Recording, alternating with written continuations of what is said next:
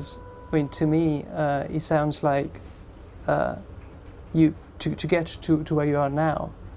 You actually, on the face of it, it took only a few years when you actually started with your business model, but it was actually many, many more years in the making. Throughout you're accumulating lots of experiences that at the time might have seemed to be not necessarily related to what you would eventually end up doing. And that is something, that's actually very important in a lot of even our own lives, experiences of many people here, I'm sure, that, they say that failure helps towards success, but sometimes it's very difficult to really internalize that when you're failing, and you're faced with essentially some very hard choices, and you can't kind of really see how failing could possibly help you succeed in the future.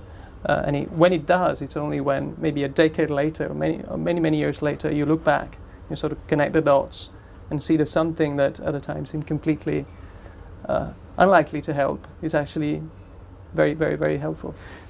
Well, Henry Ford said that failure is an opportunity to begin again, only this time more intelligently. And I was always a kind of a riverboat gambler, I suppose, at the end of the day. I didn't really think through the implications or the potential implications of the decisions that I was making. And I certainly didn't think about the impact it was going to have on my family.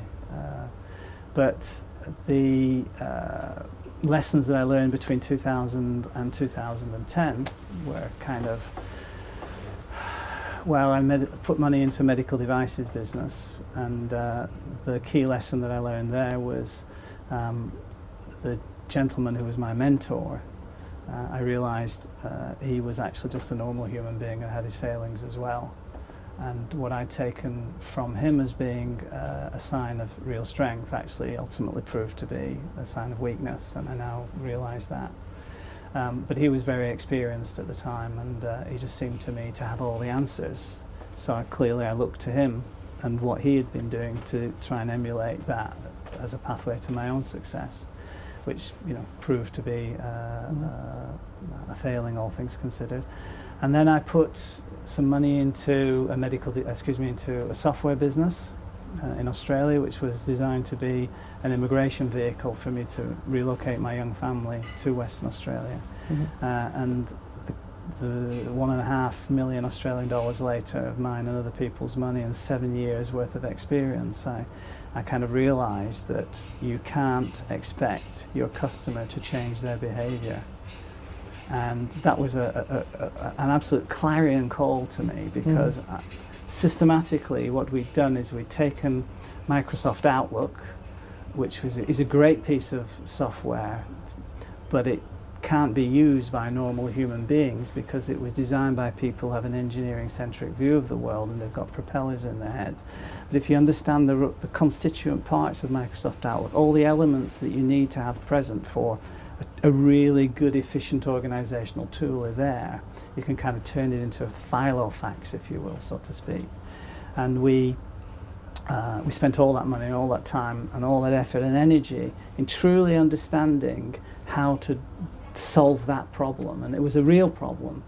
The problem is that the solution lay in people making a tiny, tiny change in their behavior, and they wouldn't even do that. And so all of that effort, all of that energy, all of those resources, all of that passion just was worth nothing at the end of the day. So it was 7 years of sort of lessons in sort of understanding that. The other interesting thing about that for that business model for me was it gave me an opportunity for the first time to think about building a perfect business model. I'd always understood that there were opportunities to have a perfect business model conceptually, but I wasn't experienced enough really to think about it in the right way. And with Orla, that was the name of the business, we essentially had, for all practical purposes, the perfect business model. We might have adjusted the pricing somewhat. In hindsight, we probably would have wanted to give it away for free. But even though we did this major project, at the end of it all, it wasn't successful because people wouldn't change their behavior. And if you want to be successful in business, dealing with people, you've got to deal with people on their terms, not on your terms. You can't foist externalities onto people. They've got to receive your offering in whatever it is in a way that resonates with them. And then if you can do that, and you can inject other aspects into it, you can create something very close to market alignment, and that's what we experienced in the Hong Kong Visa Centre subsequently. But the genesis of that thinking really was in what I learned during the early years. And do you think in 2000, was that when you started on this project, on the Orla project? 2002 is when I put the Orla project together, but the Microsolids project started in 98. 98. Yeah. So could that be that technology also changed over this decade, and so they actually gave you more and more tools to be able to connect with your audience at least in a different way? Well, certainly in terms of Orla, the technology was definitely changing, but we didn't fail because the technology was changing. As I said, we failed because we expected people to change their behaviour.